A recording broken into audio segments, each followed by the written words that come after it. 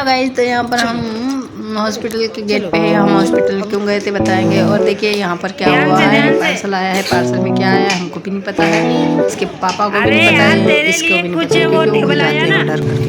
और यहाँ पर हम बेटे हैं ना पैदल ही आ रहे हैं। क्यों आ रहे हैं आपको हम वीडियो में विस्तार से बताएंगे, तो बने रहे हमारे वीडियो में। वीडियो को पूरा जरूर देखिएगा। तो देखिए, और यहाँ पर ये काफ़ी परेशान कर रहा था ये, क्योंकि बच्चा है ना मतलब इरिटेट हो जाता है ना। तो ये पार्सल आया है और ये खोल रहा है इसको, और यहाँ पर है तो ये इरिटेट हो गया था।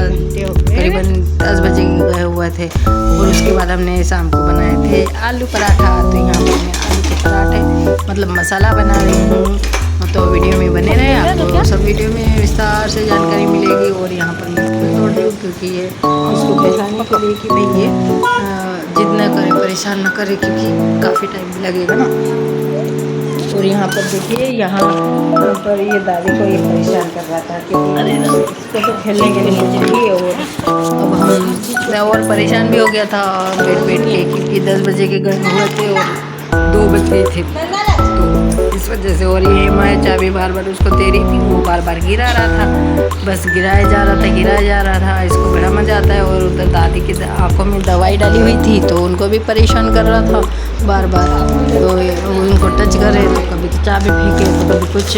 तो अब मैंने कहा क्या करूँ, फिर यहाँ से मैं उसको लेके गई। मैंने सोचा कि थोड़ी बहुत देर कोई भी ये करता है यार, बार बार परेशान करेगा, दिमाग ख़राब हो जाता है ना, किसी का भी परेशान हो जाता है ना। भाई हमारे बच्चे को उधर ले जाओ, ऐसा बोल रहे ना मोपे, इसलिए मैं इसको फिर वहाँ से हटा दिया था।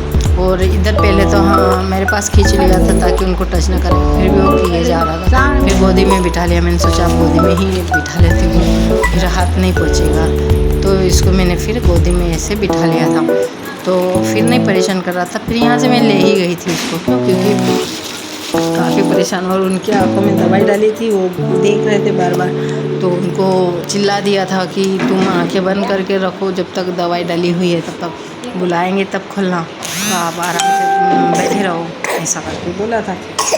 तो उसके बाद मैं बच्चे को यहाँ से लेके चली गई। मैंने सोचा कि अभी उनको बोला ऐसा ना हो कि मैं हमको भी डांट पड़ जाए, तो इसलिए फिर मैं इसको इधर खिला रही थी। उसके बाद है तो उसको लेके ही चली गई। मैंने सोचा कि ले ही जाते हैं, नहीं तो और कुछ बोले, इससे अच्छा है कि अपन पहले ही समझ जाओ।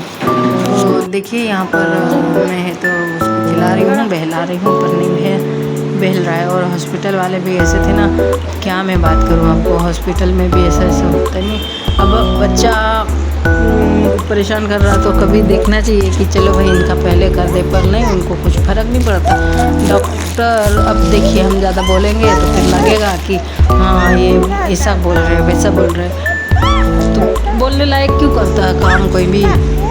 बोलने लायक करोगे तो हम तो बोलेंगे ना, तो इसलिए क्या कुछ नहीं कर सकते।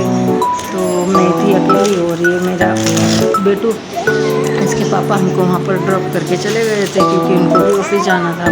कहाँ तक बैठेंगे, उनको क्या मालूम कब नंबर आएगा करके। तो 10 बजे के हम गए हुए हैं, 2 बजे आए वहाँ से, तो फिर उनका आधा दिन ही निकल जाता ना, तो इस वजह से वो चले गए थे। तो यहाँ पर मैंने उसको गोदी ले लिया। काफ़ी देर तक ऐसे कर रही थी कि चले भाई खेलेगा, लेकिन वो तो परेशान ही कर रहा था। तो अभी तो ये चुपचाप बेटा है, क्योंकि मैंने थोड़ा सा उसको किया था, तो ठीक है।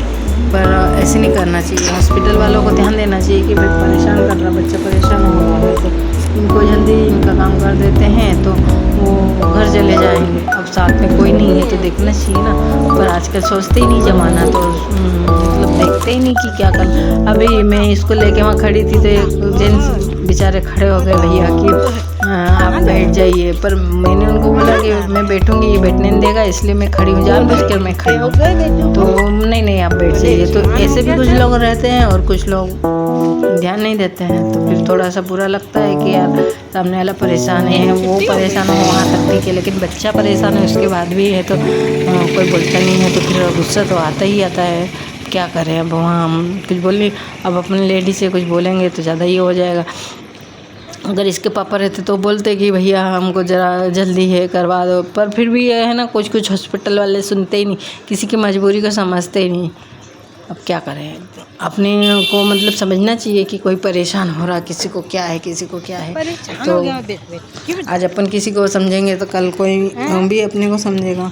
तो पर ये क्या करें। तो फिर उसके बाद तो एक जो दादी बैठे थे ना उनके हम मतलब उनके भैया मतलब उनके लड़के आए थे, उनको लेके तो दादी को जैसे उनका नंबर आया बुलाया तो वो काफ़ी देर से देख रहे थे मुझे कि भाई हाँ ये काफ़ी देर से मुझे देख रहे थे कि हाँ ये बच्चा परेशान कर रहा है और ये मतलब बार बार उनको घुमा रही है, इधर उधर घुमा रहे हैं बार बार, फिर भी समझ नहीं रहा है। उन्होंने बोले कि दीदी मतलब वहाँ लेडीज़ थी तो उनको बोले कि इनको जाने दो, हम बाद में चले जाएंगे। तो बोले कि भैया इनके साथ तुम्हारे साथ इनको भी ले जाओ अंदर तो चेक करवा दें। उसके बाद भी वहाँ मैं खड़ी हूँ, कोई फ़र्क नहीं पड़ रहा है उनको कि भाई आए हैं तो इनका चेक करें, नहीं। फिर दूसरे आते जा रहे तो फिर मैंने फिर बोला, अब मेरे तो आंखों में आंसू आ गए, दिमाग ही ख़राब हो गया। मैंने कहा यार एक तो सुबह का मैंने कहा ना, मैंने भी ये दिक्कत मतलब गलती हो गई कि मैं तो खाना खा के नहीं गई, क्योंकि 10 बजे इनको निकलना था तो मैंने इनको खाना दे दिया, इन्होंने खा लिया, बच्चे को भी खिला दिया और मैं रह गई। मैंने सोचा आके खा लूँगी। अब मुझे क्या मालूम था इतना टाइम लगेगा, इतना टाइम तो कभी लगता ही नहीं था, पर आजकल पेशेंट भी कुछ ज़्यादा ही आने लग गए, पता नहीं क्या हुआ क्या नहीं। तो उस दिन फिर 2 बज गई थी हमको आते आते, तो फिर 2 बजे हमारे बच्चे का स्कूल टाइम भी है छूटने का, तो फिर उसको लेने गई, उसको लेके आई। पूरा दिन कैसे निकल जाता पता ही नहीं चलता, क्या करें। फिर गुस्सा तो बड़ा आया कि देखो इनको मतलब किसी की परेशानी को समझते नहीं। आज तुम किसी की परेशानी को नहीं समझ रहे तो कल आपका भी नंबर आएगा, मतलब सर्कल है ना, ये तो चलता ही है। आज हमारा दिन है तो कल तुम्हारा आएगा, मतलब ये एक बात है ना। तो सुनना चाहिए, समझना चाहिए ज़रा सा कि अकेले लेडीज़ है, रो रही है, परेशान है, तो ज़रा सा अपन कोऑपरेट करें उनके साथ। तो नहीं, उनको समझ में नहीं आता, तो खैर छोड़ो, जान दो, अब हो ही गया, अब क्या करें। तो फिर मैंने सोचा अब तो कभी तो आओ नहीं है हॉस्पिटल में, मेरा दिमाग ही ख़राब हो गया। अब जब भी क्योंकि मेरे को है ना आँखों में एलर्जी है, तो एलर्जी का मैंने कहा एक बार दवा लिखवा लो, उसके बाद हमेशा दवाई गोलियाँ लेती रहूँगी। अगर गोली दी है तो गोली लूँगी, ड्रॉप दिया होगा तो ड्रॉप ले लूँगी। मैंने कहा पर आगे से मैं चेकअप के लिए नहीं जाऊँगी, मेरा दिमाग ख़राब हो गया, क्योंकि किसी को मजबूरी समझते ही नहीं कि कौन क्या हो रहा है, कौन क्या हो रहा है। तो यहाँ पर देखिए ये पार्सल आया है और ये खोलने की कोशिश कर रहा है भाई साहब, लेकिन इससे क्या है ना खुल भी नहीं रहा है, तो इसलिए तो इसको है ना ये खोलने की कोशिश कर रहा है। अब इसमें क्या आया है ये खुलेगा, उसके बाद ही आपको पता चलेगा। तो आप वीडियो में बने रहें और आप कमेंट करके ज़रूर बताइएगा कि आप हमारे वीडियो कहाँ से देख रहे हैं, तो हमें भी पता चल जाएगा कि आप कहाँ से हमारे वीडियो देखते हैं, हमें भी खुशी होती है। तो उसके बाद है तो हम वहाँ से आए, उन्होंने मतलब कोई वो नहीं किया, तो फिर बड़ा गुस्सा, इसीलिए गुस्सा आता है ना कि यार अपन जा रहे थे, हमारी प्रॉब्लम ही नहीं कोई समझ रहा है यार। आजकल कोई समझता ही नहीं है, पहली बात तो ये है, इसलिए तो अब छोटे से बच्चों को सामने वाला परेशान हो रहा है, तो देखना चाहिए, पर नहीं। डॉक्टर लोगों को तो अधिकतर उनका तो एक काम ही है, उनका है ना फ़ोन बजेगा तो फ़ोन उठा लेंगे पर अपना काम नहीं करेंगे, ये बात तो है उनके पास। अब मैं वहाँ बैठी हूँ, मेरा बच्चा रो रहा है, पर ऐसा नहीं कि भाई मैं इनको दवाई गोलियाँ जल्दी से लिख दूँ, नहीं। वो क्या पता कौन रिश्तेदार है, बच्चा था तो बोले मुझे पहचाना नहीं, तो मैं ये हूँ तो मैं वो हूँ, तो आज बर्थडे है तो केक खाया कि बनाया कि क्या कि ऐसी बकवास बातें कर रहे थे, मतलब ये। उसके बाद तो फ़ोन आ गया तो फ़ोन उठा लिया, भाई मेरी दवाई गोलियाँ लिख दो तो मैं वहाँ से निकलूँ, वहाँ से निकलूँगी तो आराम से मतलब मैं घर जाऊँ, तो नहीं, वो उनकी बात ही करे जा रहा है, मेरा दिमाग ख़राब हो गया। मैंने कहा चलो फटाफट, फिर भी अब बैठी रही। उसके बाद क्या हुआ कि दवाई गोलियाँ जैसे ही उन्होंने लिखी वैसे मैं तो स्पीड में चली और गोली ले ली, दवाई जो भी लेना था ले लिया ना, फिर ऐसे ही निकली वहाँ से, क्योंकि मेरे को तो फिर कुछ संभालना था। किसी का ये बताने से क्या मतलब, गलती बताने से क्या मतलब, तो मैं फिर निकल आई वहाँ से।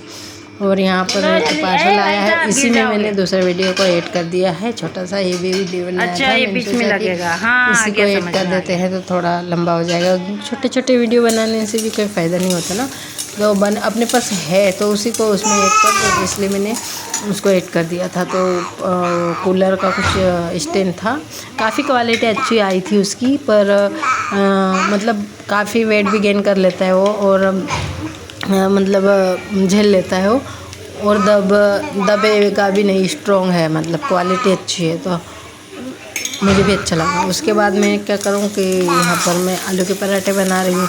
और आलू के पराठे तो आए दिन हम बनाते रहते थे, क्योंकि आलू के पराठे हमको अच्छे लगते हैं। पर क्या हुआ ना कि आलू ज़्यादा भी नहीं खाना चाहिए। ज़्यादा क्यों नहीं खाना चाहिए? क्योंकि आलू गरमाते हैं और फिर डस्ट लूज मोशन वगैरह लग जाते हैं, इस वजह से।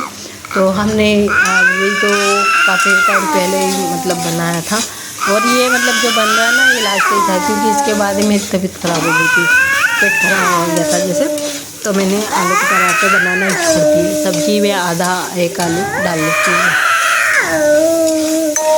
तो फिर मैंने आलू मतलब यहाँ मसाला बना रही हूँ। और ये छोटा सा बच्चा है मेरा, बाद चिल्ला रहा है, चिल्ला चोट कर रहा है, वो कर रहा है। अभी सो के उठा ना, इसलिए उसकी आवाज़ ज़्यादा आ रही है। तो देखिए यहाँ पर मैं आलू के मसाला बना रही हूँ, आलू का मसाला बना रही हूँ, ताकि उनको पता चल जाए, कि भाई क्या पता चल जाए। अरे वो तो मैं आलू का पराठा बना रही हूँ। और इसमें क्या है, क्वांटिटी थोड़ी सी अच्छी रहती है ना दोनों की, मतलब ये है कि तो उसका क्या है ना कि पराठे बहुत अच्छे बनते हैं। अगर मसाला तुम ढीला ढाला बनाओगे ना, तो फिर वो अच्छी नहीं बनेगी, ऐसा हो जाता है।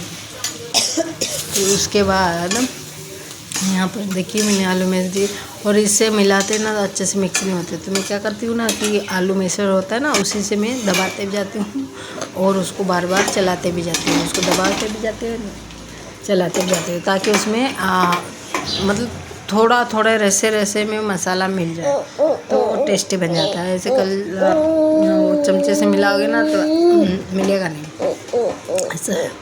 तो मैं इसी से हमेशा करती हूँ, क्योंकि उस बार उससे करते हैं ना तो कहीं पर वाइट है, कहीं पर मसाला वाला है, कहीं पर वाइट है, ऐसा हो गया था। तो मैं इससे मिलाती, इससे अच्छे परफेक्ट तरीके से मिल जाता है, इसलिए मैं फिर अब इसी से मिक्स करती हूँ। तो आप बने रहे वीडियो में। आप मैंने अभी तक आलू का मसाला ही बताया है, लेकिन आलू के पराठे मैंने है ना लाइव स्ट्रीम किया है, उसमें आपको देखने को मिलेंगे कैसे बनते हैं फुले फुले से। तो यहाँ पर मैंने मसाला बनाया, और मसाले को एकदम सूखा, मतलब ज़्यादा सूखा भी नहीं, ज़्यादा गीला भी नहीं, ऐसा बनाया।